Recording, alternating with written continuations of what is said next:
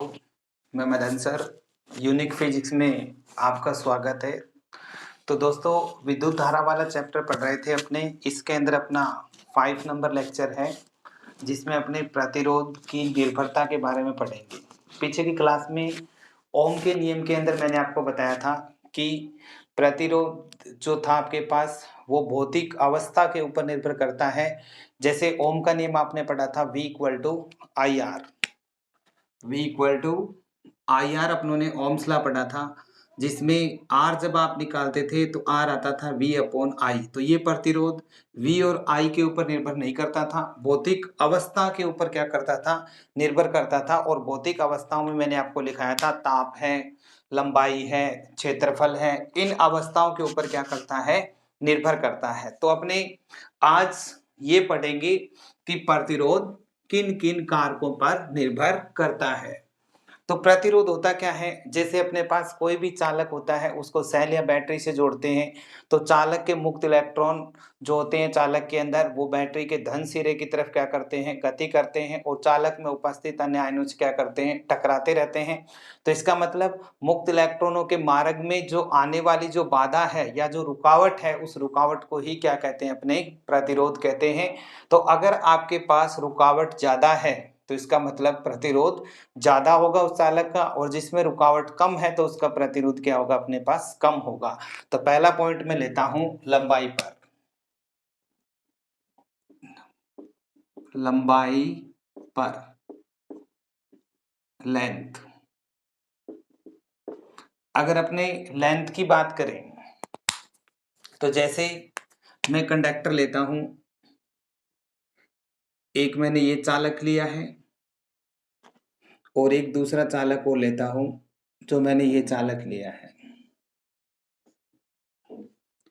अब इसमें जो मुक्त इलेक्ट्रॉन गति कर रहे हैं, जैसे मान लो इलेक्ट्रॉन गति कर रहे हैं, एक तो इलेक्ट्रॉन्स हैं वो इतनी दूरी में जाएंगी, और एक इलेक्ट्रॉन्स हैं जैसे मान लो ये 2l डिस्टेंस है, इतनी दूरी में जाते हैं।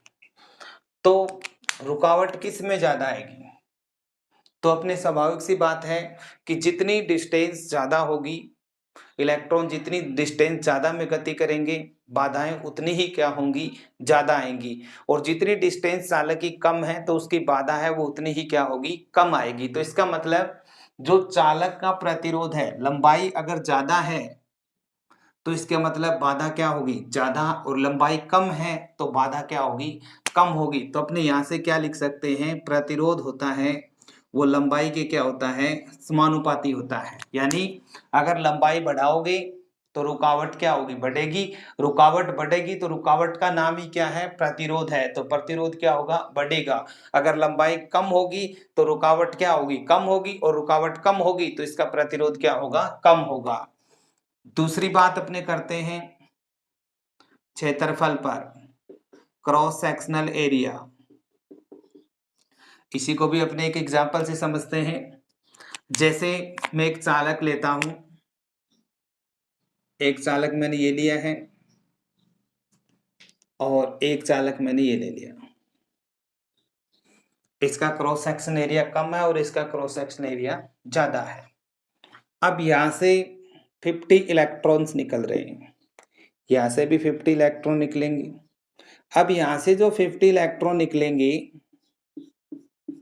तो जहां पर एरिया ज्यादा है वहां पर तो ये क्या होंगी, इजीली निकल जाएंगे, और जहां पर एरिया कम है वहां पर एक दूसरे से क्या करेंगे, टक्कर करेंगे। कहने का मतलब वहां पर बाधाएं क्या होंगी, ज्यादा आएंगी। जैसे अगर अपने एक एग्जांपल से समझें, जैसे अपने पास एक गेट है, ये 2 गेट दिए हुए हैं, ये गेट छोटा है और ये गेट अपने पास बड़ा है। इस गेट से 50 आदमी निकलना है एक साथ, और इस गेट से भी 50 आदमियों को एक साथ निकलना है।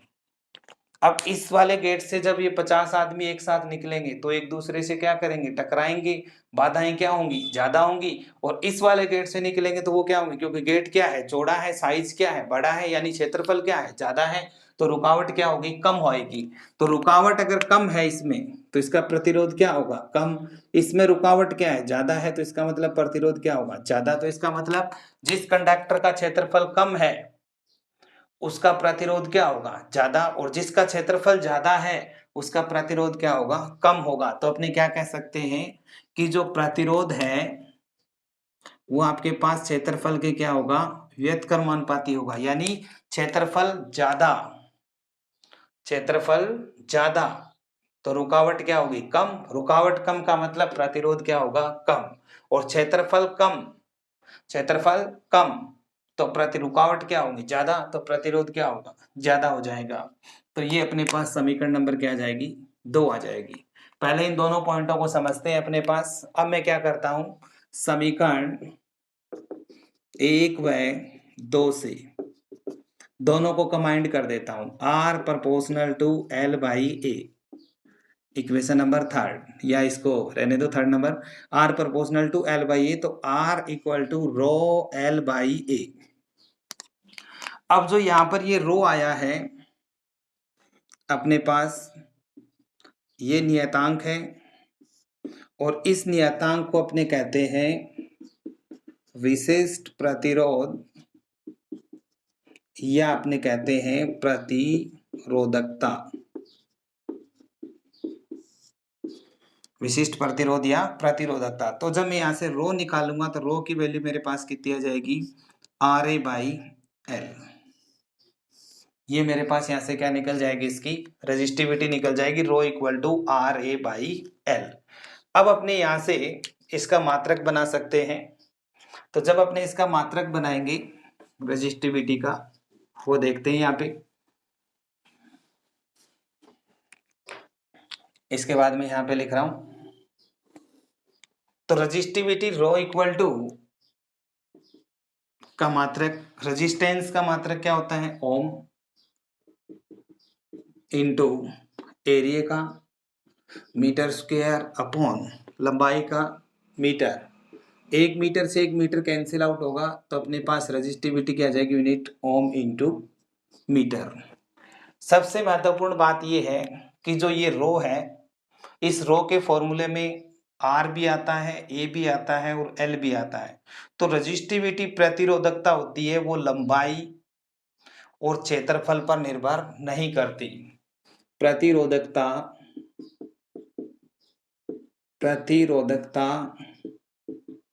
पदार्थ पर निर्भर करती है। ये मोस्ट इंपोर्टेंट लाइन है अपने पास यहाँ पे। प्रतिरोधकता पदार्थ पर क्या करती है, निर्भर करती है। जैसे अपने अलग अलग पदार्थ लें, कॉपर है, गोल्ड है, सिल्वर है, सबकी जो प्रतिरोधकताएं हैं वो अपने पास क्या होंगी, अलग अलग आएंगी।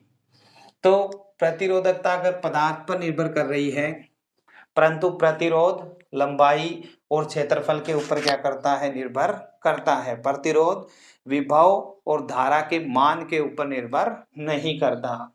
अब यहां से अपने को कह दे कि प्रतिरोधकता या विशिष्ट प्रतिरोध को परिभाषित करो, तो मैं अगर यहाँ से प्रतिरोधकता की अगर परिभाषा लिखूं तो किस तरह से लिखी जाएगी।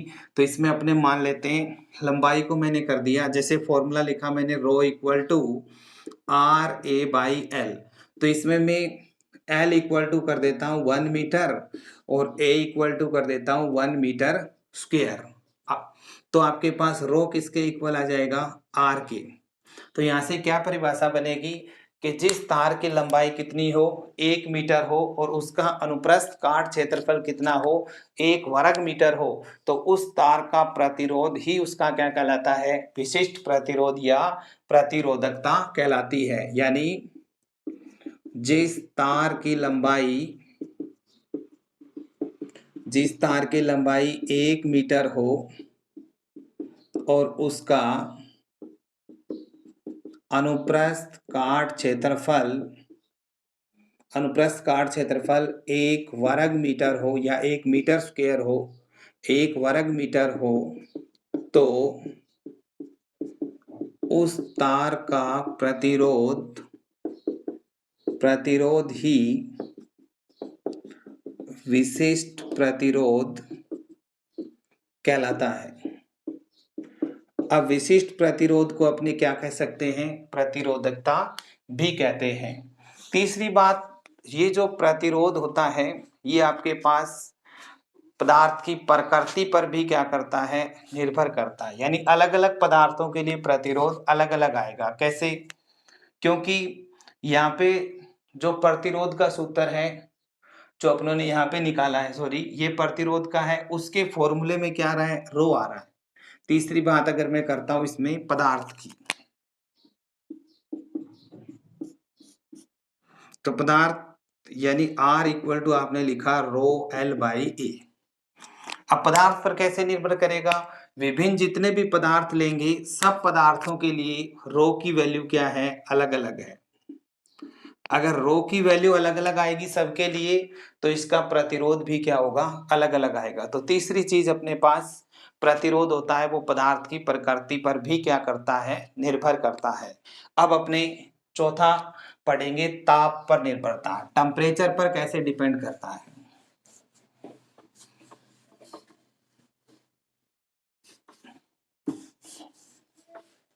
अब ये अपने ताप पे निकालते हैं, ताप पर 4 नंबर। अब इसमें मैं मान लेता हूं कि 0 डिग्री सेंटीग्रेड पे कोई भी चालक का प्रतिरोध मेरे पास कितना है, R0 है कोई भी पदार्थ के लिए। उसके ताप में वृद्धि में कर देता हूं T डिग्री सेंटीग्रेड, तो मेरे पास उसका प्रतिरोध हो जाता है RT। यानी 0 डिग्री सेंटीग्रेड पे प्रतिरोध कितना मिला, R0। ताप में मैंने कितनी वृद्धि कर दी, T डिग्री सेंटीग्रेड, तो मेरे पास प्रतिरोध कितना हो गया, RT हो गया। तो प्रतिरोध में कितना परिवर्तन हुआ मेरे पास, प्रतिरोध में परिवर्तन ये मेरे पास हुआ RT माइनस R0। ताप वृद्धि मैंने कितनी की, पहले 0 डिग्री सेंटीग्रेड था, अब मैंने कितना कर दिया, T डिग्री सेंटीग्रेड। तो यहाँ पे एक लॉ दिया गया है कि जो प्रतिरोध में होने वाला जो परिवर्तन है RT माइनस R0 वो इनिशियल प्रतिरोध कितना था, R0, उसके क्या होता है, समानुपाती। दूसरी बात, प्रतिरोध में होने वाला जो परिवर्तन है वो आपके पास ताप वृद्धि के भी क्या होता है, समानुपाती होता है। तो इसका मतलब ताप वृद्धि अपने पास कितनी है यहाँ पे, T डिग्री। तो यानी जो आपके पास प्रतिरोध में होने वाला परिवर्तन प्रारंभिक प्रतिरोध व ताप वृद्धि के क्या होता है, समानुपाती होता है। तो यहां से अपने दोनों इक्वेशनों को कंबाइंड करें, समीकरण 1 व 2 से, दोनों से कंबाइंड करेंगे तो RT minus R0 proportional to R0T। तो RT minus R0 equal to alpha R0T। अब यहां से जो एल्फा आया है ये अपने पास नियतांक है, और जो यहां से अगर एल्फा की वैल्यू निकालो और इसे अपने कहते हैं प्रतिरोध ताप गुणांक, और इसे अपने प्रतिरोधकता ताप गुणांक भी कह सकते हैं, प्रतिरोधकता ताप गुणांक। तो पहले मैं यहां से अल्फा निकालूं तो RT minus R0 upon R0T ये आ जाएगा मेरे पास। फिर अपने इसको डिफाइन भी करेंगे तो अल्फा मेरे पास यहां से क्या निकला, alpha equal to RT minus R0 upon R0T। तो अल्फा इक्वल टू, अगर मैं इसके मात्रक की बात करूं, प्रतिरोध में से प्रतिरोध घटाएंगे, प्रतिरोध की यूनिट क्या होती है, ओम, अपॉन में ओम इंटू डिग्री सेंटीग्रेड, ओम से ओम कटेगा तो इसका मतलब इसकी यूनिट कितनी आ जाएगी, पर डिग्री सेंटीग्रेड या पर केल्विन लिख सकते हैं अपने। अब अपने को कोई कह दे कि जो ये अल्फा आया है इसकी परिभाषा क्या होगी, इसकी परिभाषा की बात करें, परिभाषा की बात करेंगे तो अपोन वाले टर्म्स को मैं 1 कर देता हूं। R0 को मैंने 1 ओम ले लिया, T को मैंने 1 डिग्री सेंटीग्रेड ले लिया। यदि प्रारंभिक प्रतिरोध का मान 1 ओम हो और उसके ताप में वृद्धि कितनी कर दें, 1 डिग्री सेंटीग्रेड कर दें, तो प्रतिरोध में होने वाले परिवर्तन को ही अपने क्या कहते हैं, अल्फा कहते हैं। तो मैं यहां से क्या लिखूंगा, यदि प्रारंभिक प्रतिरोध का मान 1 ओम हो और उसके ताप में वृद्धि 1 डिग्री सेंटीग्रेड से कर दें, ताप में वृद्धि 1 डिग्री सेंटीग्रेड से कर दें तो प्रतिरोध में होने वाले परिवर्तन को ही अपने प्रतिरोध ताप गुणांक कहते हैं। ये इसकी परिभाषा अपने फॉर्मूले से बच जाएगी। यानी अपनों ने क्या किया है कि शुरू में कोई पदार्थ लिया था जिसका इनिशियल रेजिस्टेंस R0 है और उसके टेम्परेचर को अपने T डिग्री सेंटीग्रेड से बढ़ा दिया, जिससे ताप में वृद्धि कितनी हुई T डिग्री सेंटीग्रेड और उसका फाइनल प्रतिरोध कितना आ गया RT। तो अपनों ने चेंज होने वाला प्रतिरोध RT माइनस R0 इनिशियल प्रतिरोध और ताप वृद्धि के क्या होता है समानुपाती, जहां से अपने को अल्फा को डिफाइन कर दिया और अल्फा यहाँ पे अपने पास क्या कहलाता है प्रतिरोध ताप गुणांक, और इसकी यूनिट क्या होती है पर डिग्री सेंटीग्रेड या पर केल्विन, और इस तरीके से अपनों ने इसकी परिभाषा को क्या कर दिया डिफाइन कर दिया। अब अपने प्रतिरोध की जगह प्रतिरोधकता की अगर बात होती तो ये अल्फा कैसे हो जाता, alpha equal to rho T minus rho zero upon rho zero T. अब ये आपने नाम लिखा था मैंने प्रतिरोध ताप गुणांक या प्रतिरोधकता ताप गुणांक। अगर प्रतिरोधकता की बात करेंगे तो इसे अपने प्रतिरोधकता ताप गुणांक कह देंगे। अब मैं यहां से एक फॉर्मूला और निकाल रहा हूं।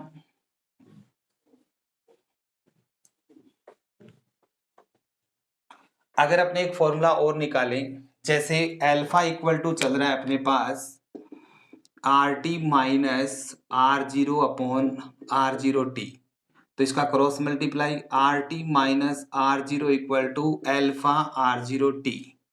तो T डिग्री के बाद प्रतिरोध, नया प्रतिरोध यानी चेंज होकर प्रतिरोध कितना है, क्योंकि RT क्या था ताप बढ़ाने के बाद का प्रतिरोध है, तो R0 प्लस अल्फा R0T। तो RT अगर मैं निकालूं तो R0 कॉमन आ रहा है तो 1 प्लस अल्फा T, ये अपने पास जो न्यू प्रतिरोध है उसका सूत्र आ जाएगा। अब अपने बात करते हैं यहाँ पे अल्फा की। अगर आपके ताप बढ़ाने पे प्रतिरोध ताप गुणांक अगर बढ़ता है, यानी ताप अगर अपने क्या करते हैं बढ़ाते हैं, अगर अपने ताप को क्या करते हैं बढ़ाते हैं, तो ताप बढ़ाने से अगर प्रतिरोध की वैल्यू बढ़ती है यानी R प्रोपोर्शनल टू T, तो उसके लिए अल्फा क्या आएगा धनात्मक आएगा, और ताप बढ़ाने पर प्रतिरोध अगर घटता है तो उसके लिए अल्फा क्या आएगा ऋणात्मक आएगा। तो अगर मैं इसकी बात करूं, जैसे पदार्थ की बात करते हैं अपने चालक